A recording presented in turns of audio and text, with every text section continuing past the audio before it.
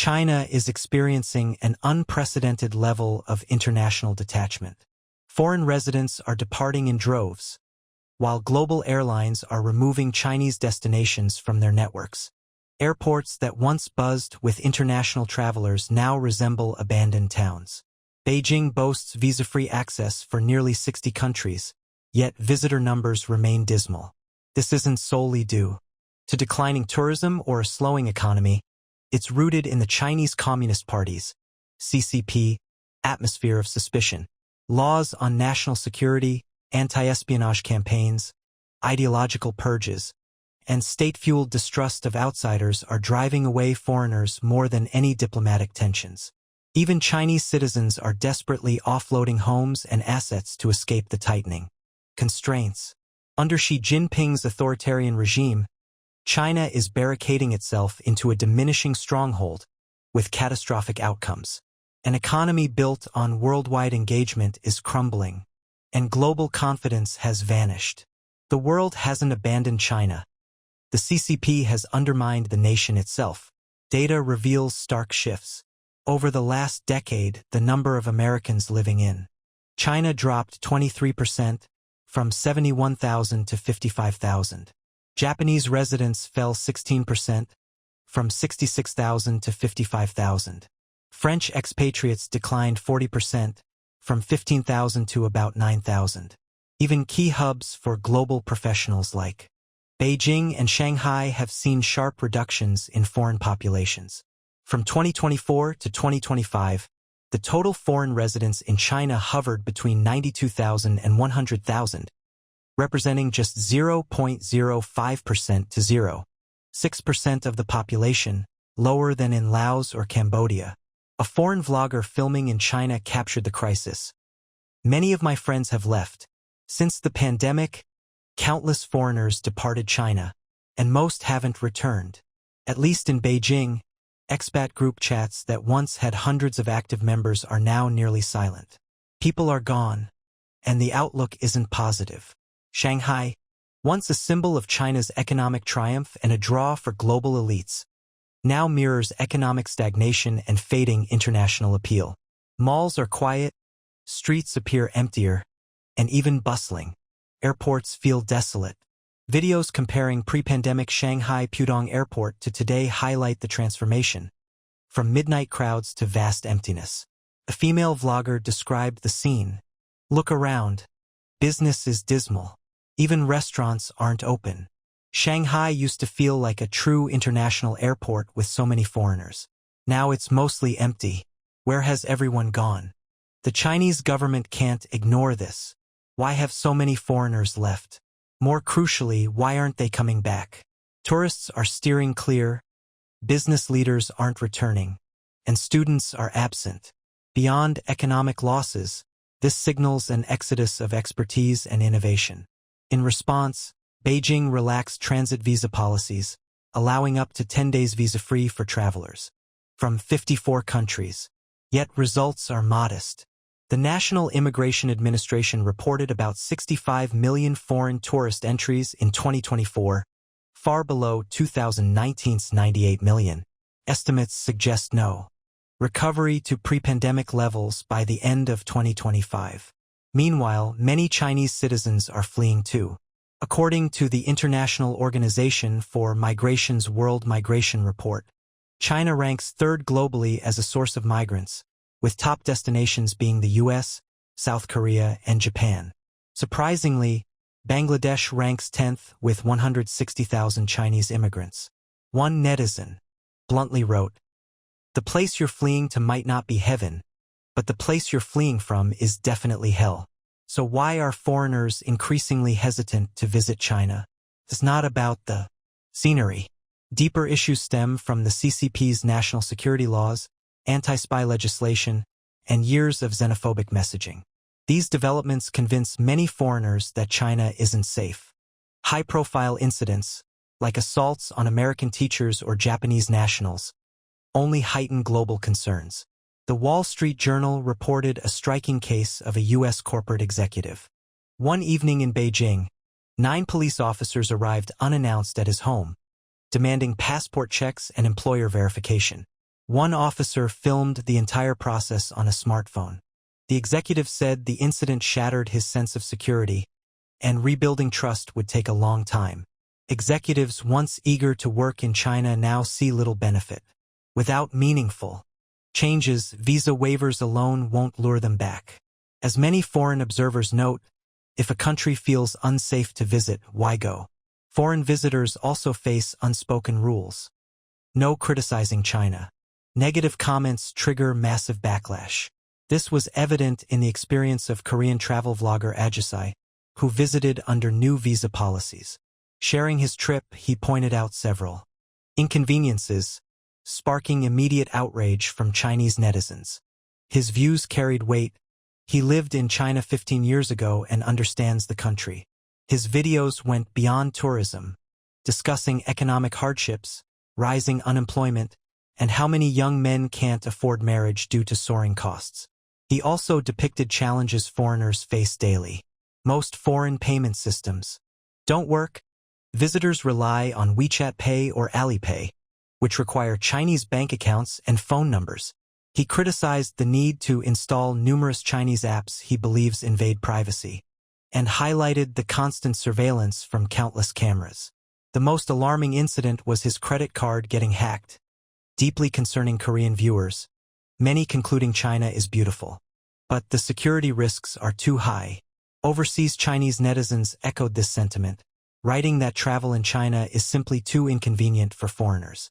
Nearly all major foreign apps are banned, making it hard for visitors to communicate with family or post online. Digital-only payment systems exclude travelers without Chinese accounts. Getting local SIM cards or bank accounts is tough. Refusing cash is illegal, but many businesses don't accept it. Accommodations pose extra hurdles. Many hotels won't take foreign guests without a foreigner lodging license. In major cities it's manageable, but in smaller towns, booking a room as a foreigner is nearly impossible. For many travelers, these barriers are simply unacceptable. U.S. economist David Hung argues that if China truly wants to attract foreign tourists and skilled professionals, it must do more than ease visa policies. Greater internet freedom is essential. Payment systems need to be genuinely international. Public services should better support multilingual access. Most importantly, the CCP must tone down aggressive nationalism tied to wolf warrior rhetoric. Only then will foreigners feel truly safe and welcome. China is heading toward global aviation isolation. International carriers are pulling out, airports are empty, flights are vanishing. A viral aviation map highlighted the world's busiest long-haul routes, over 5,000 kilometers. Strikingly, none of the top 32 connect to mainland China. Even Hong Kong, once seen as a key Asian hub, is absent, underscoring how dramatically China's international aviation footprint has shrunk. In contrast, the world's most active air corridors remain dominated by major Western and Asia-Pacific economies. London-New York sees about 40 daily flights, Paris-New York around 26, Dubai-London about 18. In Asia, Singapore-Melbourne is among the busiest, but no mainland Chinese cities feature in global aviation power routes. Scenes at China's international terminals tell the same story. Beijing Daxing Airport at noon on December 20, 2025, appeared eerily hollow. Scattered travelers in vast halls, shuttered storefronts, barely any aircraft visible. Shanghai Pudong on December 21st evening showed similar desolation. Minimal passenger flow, quiet departure halls, boarding gates handling tiny groups of dozens at a time. This hollowing of China's international aviation sector is driven mainly by mass withdrawals and cutbacks from foreign airlines.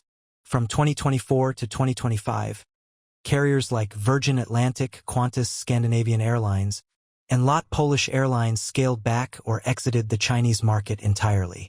Qantas halted its Sydney-Shanghai route from July 28, 2024, citing weak market demand and poor passenger loads, a symbolic blow to what was once a competitive long-haul market. AirAsia provides another telling indicator. In its announced 2025 to 2026 winter schedule, Thai AirAsia suspended multiple China routes from November 2025, including Bangkok Guangzhou, Bangkok Shenzhen, Bangkok Xi'an, and Bangkok Shanghai Pudong. These followed earlier withdrawals from Ningbo, Kunming, and Wuhan. The numbers reveal the full story. Recovery of China-Thailand routes in summer 2025 was just 53.8%, while Japan routes exceeded pre-pandemic levels. Naturally, fewer international carriers mean emptier terminals and vanishing travelers. The shrinking aviation sector reflects not just economic woes, but chilling effects on business exchanges and international tourism. In bids to revive traffic, Beijing aggressively expanded visa policies. Nearly 50 countries, including France, Germany, Italy, Netherlands, Spain, Japan, South Korea, Brazil, and Australia, now enjoy visa-free access. In the first half of 2025, China recorded about 19 million foreign entries, with 13.6 million visa-free. Year-end totals are projected at 35 million, far below 2019's 70 million. At the end of 2025, another severe blow hit regional aviation. After Japan's prime minister declared a Taiwan contingency as a Japan contingency, Beijing responded with sharp diplomatic warnings and safety advisories. From December 23, 2025, to January 5, 2026, 46 China-Japan flight routes were fully suspended, affecting 38 airports and disrupting over 440,000 travel plans. In January 2026 alone, over 2,000 flights from mainland China to Japan were canceled, with cancellation rates exceeding 40%. Meanwhile, Japanese public opinion firmly backed Tokyo's staunch stance on Taiwan. The CCP's orchestrated anti-Japan wave aimed to pressure Tokyo but only deepened backlash. Japanese firms accelerated exits. Canon officially closed its Zhuhai factory on November 21. Sony shuttered its Huzhou plant in Guangdong, directly costing 30,000 jobs and anticipating broader damage to related industries. All this unfolded amid China's deepening economic distress throughout 2025. Collapsing real estate, soaring youth unemployment, slumping consumption, shrinking foreign investment, and weakening growth engines. The CCP tried redirecting social anger through nationalist mobilization, but its policies strengthened international resistance, hardened geopolitical lines, and bolstered strategic alliances like Japan-US-Australia cooperation in the Indo-Pacific. Beijing's wolf warrior approach alienated the world instead of intimidating it. China's empty airports and dwindling international routes aren't mere aviation stats. They're political and economic signals. Under the CCP's rigid governance, intensified nationalism, eroded economic trust, and diplomatic strains, China is steadily marching toward global isolation. Aviation has always measured a nation's openness and vitality. Today, the silence in China's terminals speaks louder than any official pronouncement. Without structural shifts, even the most ambitious visa policies and slogans can't bring back a world that's steadily departing. Chinese passports face global backlash. Travelers are treated as suspects with entries blocked. Where does the blame lie? Passports should represent dignity, trust, and freedom of movement. But for many Chinese citizens today, they've become symbols of stigma, restriction, and vulnerability. Worldwide, PRC passport holders encounter heightened scrutiny, suspicion, and outright denials, not for personal misdeeds but due to the regime behind the document. In 2025, Chinese citizens experienced the most severe rollback in international travel freedom since the reform era began. Doors to the outside world aren't fully shut, but barriers have risen, making them extremely hard for ordinary people to cross. For the past decade, public discourse in China focused on whether to leave. This year, reality shifted. Those wanting to go are blocked at borders. And beyond China's borders, the world is increasingly resistant to letting them in. What was once seen as a basic civic right has turned into a privilege requiring layers of approval. Social media discussions depict passport application and renewal systems like interrogation rooms. In multiple regions, authorities demand formal invitations, detailed travel purpose explanations, and even phone verifications with parents or employers. Many local offices conduct security-style questioning. Where are you going? With whom? Have you bought tickets? Why do you need to travel? These aren't isolated incidents, they've become routine. From September 2025, border areas and sensitive sectors implemented new risk assessment mechanisms. Applicants now must obtain employer permissions and provide overseas invitation documents to be allowed exit. This creates a quasi-closed exit control system.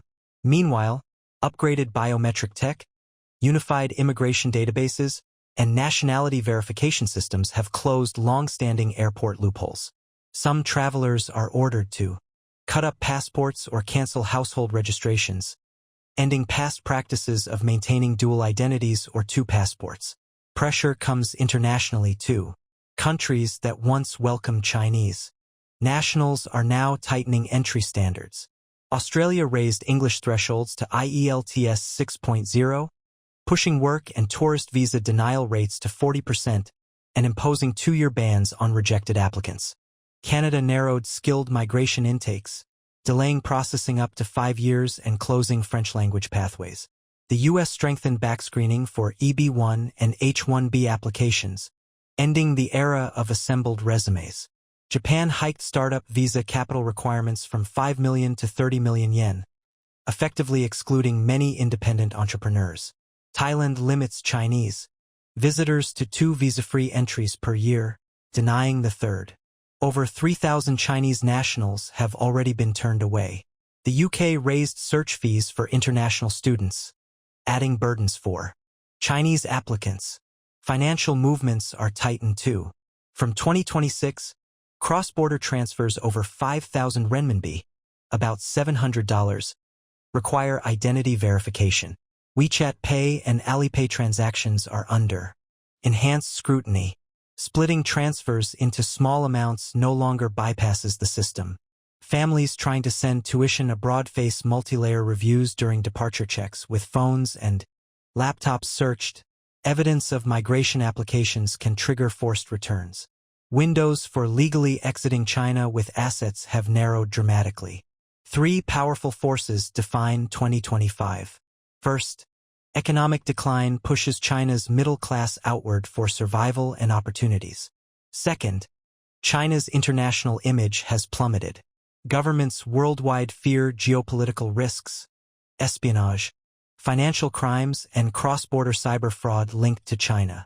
Chinese nationals' entries have shifted from tourism or education considerations to political security decisions. Third, domestic policies prioritize controlling population flows.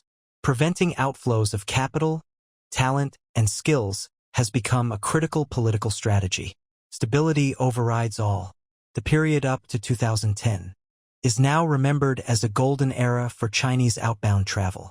Passports were easy to obtain, visas relaxed, capital flowed freely, and the world was open and optimistic toward Chinese travelers and students.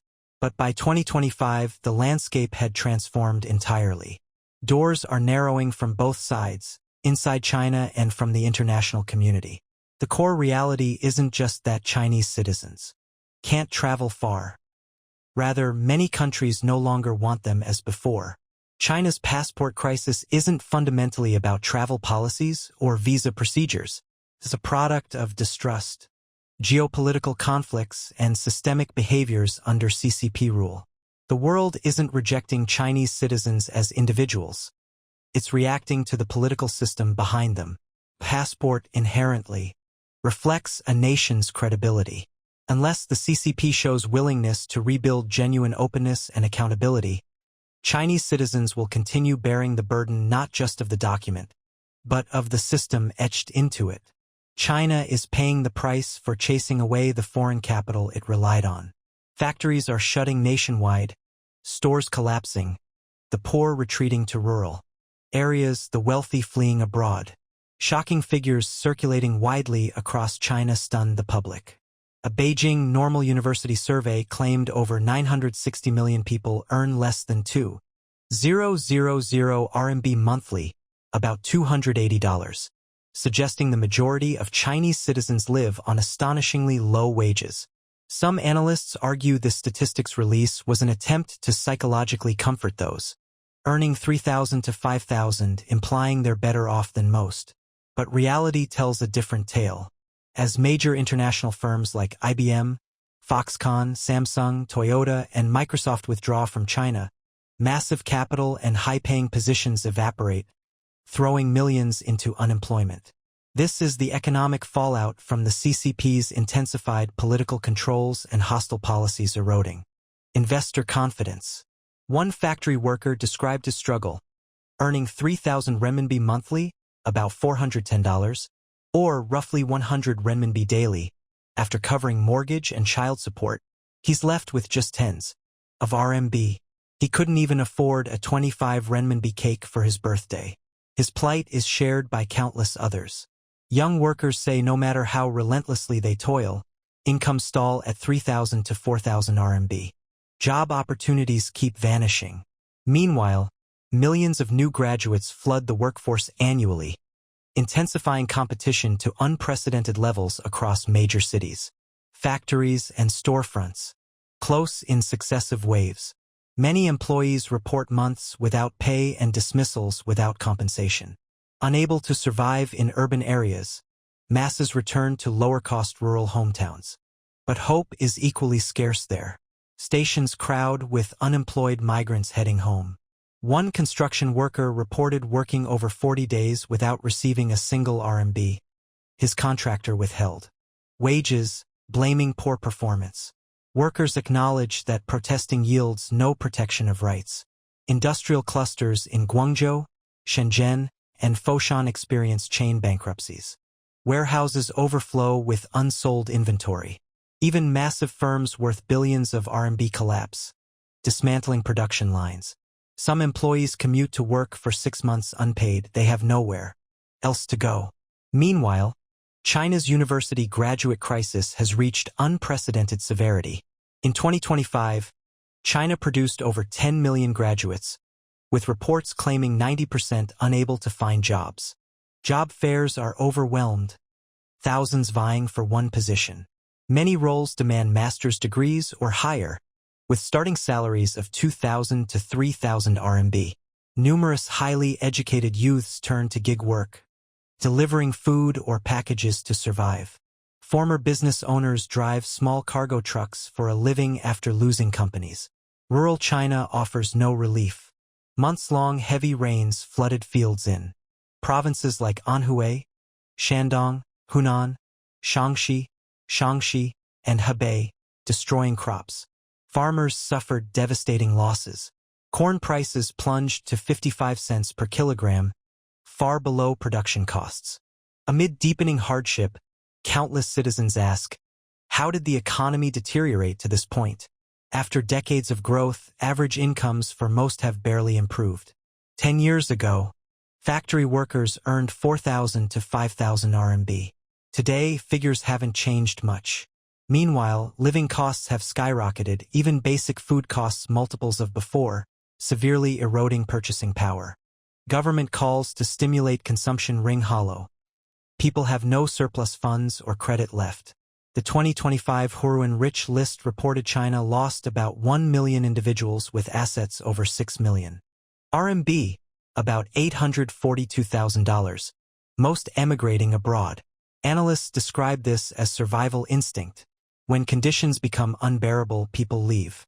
From bustling urban centers to remote rural communities, from young graduates to mid-career workers, small business owners to former executives, China's 2025 economic reality casts the longest, heaviest shadow. Incomes stagnate, costs soar, businesses collapse, unemployment spreads, hope fades. Nationwide, hundreds of millions struggle merely to endure, trapped in a failed economy and growing national despair. When governments prioritize power over prosperity, authority over opportunity, the costs fall not on policymakers but on workers, families, and future generation. Passports should symbolize a nation's honor. Yet today, for countless Chinese citizens, they've become burdens of shame. Worldwide, Chinese travelers are interrogated, detained, humiliated, and viewed with deep suspicion, not for their personal actions, but because of the authoritarian regime stamped on the cover. Meanwhile, back home, an ironic reality stands out. While the CCP loudly touts visa-free openness and claims the world eagerly engages, foreign tourists stay away. International airports remain eerily quiet, global businesses exit, and investors choose safer, freer destinations. Behind this lies a deeper crisis: mounting global distrust toward Beijing's dictatorial rule, pervasive censorship, national security crackdowns, political intimidation, and aggressive diplomacy. Ultimately, wolf warrior tactics have spectacularly backfired. Ordinary Chinese citizens pay the price abroad, while China itself grows more isolated, misunderstood, and mistrusted than ever. The illusion of great power glory is shattering. Contrary to CCP propaganda portraying the Chinese passport as a powerhouse document for 150 countries, many travelers experience harsh realities: humiliating customs interrogations, repeated visa denials, degrading scrutiny, and the painful realization that the passport evokes distrust rather than respect. Why does this happen? Countless individuals share experiences online. One former Chinese citizen said carrying a Chinese passport meant constant discrimination and humiliation. As a single woman from communist China, presenting that dark red passport drew suspicious looks everywhere. Visa applications to advanced countries probed every detail of her life, digging into family backgrounds like criminal investigations. Many Chinese citizens speak of the emotional pain and loss of dignity when traveling abroad with the passport. A national passport typically reflects global standing and diplomatic trust. But for many Chinese, it's become a symbol of shame. They say traveling with it often brings embarrassment rather than pride, reminding them how unwelcome China is in many parts of the world. By comparison, Taiwan's passport offers visa-free entry to over 140 countries, including the U.S. Many Chinese citizens openly admit their passport is one of the least useful internationally. Challenges extend beyond visa approvals. Even in countries offering visa waivers, Chinese citizens often face difficulties. Recently, a Chinese woman was denied entry to Singapore despite visa-free privileges. She was held in a detention room and lost over 10,000 RMB, about $1,400. This after solo traveling dozens of European countries before. She called the denial absurd, given Singapore officially allows visa-free for Chinese travelers. This isn't isolated. A 38-year-old Chinese man, Zhan, was stopped by authorities at Singapore's Changi Airport. When they tried to deport him, he resisted, shouting and spitting at immigration officers. He later received an 8-week jail sentence for assaulting a public servant and disturbing public order. Similar incidents occur elsewhere. A Chinese traveler stranded between Thailand and Laos said Thailand denied entry despite visa-free status. No reason given. They just don't want to let me in. Stuck between two countries, I don't know what to do, he lamented. Many report harassment and extortion. At Egypt's Cairo airport, Chinese passengers claimed officials demanded $5.10 tips from Chinese nationals for entry. Those refusing faced deliberate delays. According to him, such treatment targeted only Chinese travelers. Others passed without issue. Challenges aren't limited to international borders. Obtaining or renewing passports in China is increasingly difficult. A Hunan resident reported denial of renewal for elderly parents despite passports valid until 2026. Authorities demanded employment proofs, visa documents, and formal justification from their son. Many seniors and properly documented applicants face similar rejections. Since July, travel restrictions tightened further. Reports indicate passengers bound for Armenia were blocked from leaving China. Even government officials and financial sector workers face strict exit controls. Banks were ordered to confiscate employee passports, storing them centrally, and banning personal possession. The CCP began this 2 years ago, targeting powerful financial executives and high-level tech experts with access to sensitive info, to prevent capital outflows and data leaks. Since early 2024, an estimated 20,000 to 30,000 Chinese nationals enter Southeast Asia daily for business or tourism. In Laos alone, Chinese arrivals surged over 900% in the first half of 2024. Debates on Chinese passport utility reignited following a viral US-China passport comparison. The American passport declares, "No matter where you are, the US government stands behind you." The Chinese one states, "Strictly abide by local laws and respect local customs." Chinese state media dismissed the comparison as fake, but many citizens said it reflected a painful truth. Shanghai-based lawyer Yufan criticized the practice of requiring public servants to surrender passports to employers, calling it a violation of basic human rights. She stated, "Passports are travel documents issued by the state, not the workplace. Employers restricting citizens' exit rights is neither legal nor reasonable." She added that under dictatorship, holding a passport becomes a privilege for those showing loyalty, no longer a basic right. The struggles of Chinese passport holders reveal a deeper truth.